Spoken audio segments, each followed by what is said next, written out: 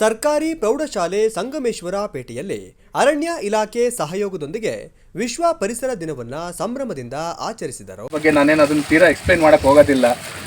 ಕಾಡಿದ್ರೆ ಯಾವ ರೀತಿ, ನಿಮಗೆ ಕಾಡಿದ್ರೆ ಮಳೆ ಅಂತಾರೆ, ಯಾವ ರೀತಿ ಮಳೆ ಬರುತ್ತೆ ಅಂತ ಯೋಚನೆ ಮಾಡಿದ್ದೀರಾ? ಅಥವಾ ಯಾವ ರೀತಿ ನೀರಿರುತ್ತೆ?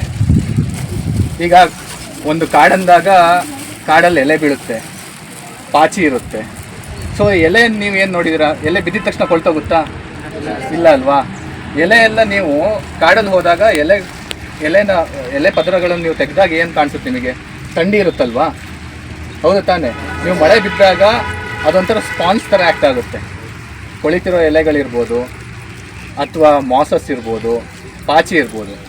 ಸೊ ಅದು ಯಾವಾಗ ಡ್ರೈ ಸೀಸನ್ ಬರುತ್ತೆ, ಸೊ ಆ ಮಾಯಿಶ್ಚರನ್ನು ಯೂಸ್ ಮಾಡ್ಕೊಳಕ್ಕೆ ಸ್ಟಾರ್ಟ್ ಮಾಡುತ್ತೆ. ಸೊ ಅದೊಂಥರ ಯಾವ ಥರ ಹೇಳ್ತೀರಾ, ನಿಮಗೆ ಅದ್ರ ಎಲೆನಲ್ಲಿ ಫಿನಾಲ್ ಅಂತ ಒಂದು ಕೆಮಿಕಲ್ ಕಂಟೆಂಟ್ ಇರುತ್ತೆ. ಸೊ ಅದೇನು ಮಾಡುತ್ತೆ, ಎಲೆ ಕೆಳಗಡೆ ಉದುರಿದಾಗ, ಎಲೆ ಭೂಮಿಗೆ ಬಂದಾಗ ಆ ಕೆಮಿಕಲ್ ಗ್ರ್ಯಾಜುವಲ್ ನಿಮಗೆ ಗೊತ್ತಿರುತ್ತೆ, ಎಲೆ ಕೊಳಿತಾ ಬಂದಾಗ ಆ ಕೆಮಿಕಲ್ಸ್ ರಿಲೀಸ್ ಆಗುತ್ತೆ. ಆ ಕೆಮಿಕಲ್ಸ್ ಏನು ಮಾಡುತ್ತೆ ಅಂದರೆ ಬೇರೆ ಗಿಡಗಳನ್ನು ಹುಟ್ಟೋದಕ್ಕೆ ಬಿಡೋದಿಲ್ಲ. ಸೊ ಆ ಕೆಮಿಕಲ್ ಎಲೆ ಬಿದ್ದು ಕಾನ್ಸಂಟ್ರೇಟ್ ಆದಾಗ ಬೇರೆ ಜಾತಿ ಗಿಡಗಳು ಬರೋದಿಲ್ಲ. ಸೊ ನಿಮಗೆ ಬೇರೆ ವಿವಿಧ ಜಾತಿ ಗಿಡಗಳು ಮರಗಳಿದ್ದಾಗ ಏನಾಗುತ್ತೆ ಅಂದರೆ ಒಂದೊಂದು ಎಲೆಯಲ್ಲಿ ಒಂದೊಂದು ರೀತಿಯ ಕೆಮಿಕಲ್ ಕಂಪೋಸಿಷನ್ ಇರುತ್ತೆ. ಸೊ ಅವಾಗ ನಿಮಗೆ ಎಲ್ಲ ಗಿಡ ಮರಗಳಿಗೂ ಕೂಡ ಒಂದು ಬ್ಯಾಲೆನ್ಸ್ಡ್ ನ್ಯೂಟ್ರಿಷನ್ ಸಿಗೋ ಹಾಗೆ ಆಗುತ್ತೆ. ಸೊ ಆದ್ದರಿಂದ ನಮಗೆ ಈ ಬಯೋಡೈವರ್ಸಿಟಿ ಇಂಪಾರ್ಟೆಂಟ್.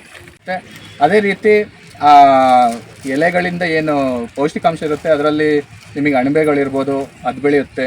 ಬೇರೆ ಕೀಟಗಳಿರುತ್ತೆ, ಎರೆಹುಳು ಇರುತ್ತೆ, ಆ ರೀತಿ ಬೆಳೆಯುತ್ತೆ. ನೀವು ಕೆಲವೊಂದು ನೋಡಿರ್ಬೋದು, ಕೆಲವೊಂದು ಜಾತಿ ಕಾಡುಗಳಲ್ಲಿ ನಿಮಗೆ ಕೆಳಗಡೆ ಏನು, ಈಗ ಫಾರ್ ಎಕ್ಸಾಂಪಲು ಕೇವಲ ಅಕೇಶಿಯಾ ಇದ್ದಲ್ಲಿ ನೀವು ಬೇರೆ ಜಾತಿ ಗಿಡಗಳನ್ನು ನೋಡಿದ್ದೀರಾ?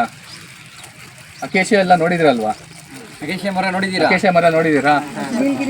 RFO Gaurav, ACF Chetan, SDMC ಅಧ್ಯಕ್ಷರಾದ ಜಯಶೀಲ, ಮುಖ್ಯ ಶಿಕ್ಷಕರಾದ ಅಂಜನಪ್ಪ, ಅರಣ್ಯ ಇಲಾಖೆಯ ಸಿಬ್ಬಂದಿ ವರ್ಗದವರು, ಶಾಲಾ ಸಿಬ್ಬಂದಿ ವರ್ಗದವರು, ವಿದ್ಯಾರ್ಥಿಗಳು ಉಪಸ್ಥಿತರಿದ್ದರು.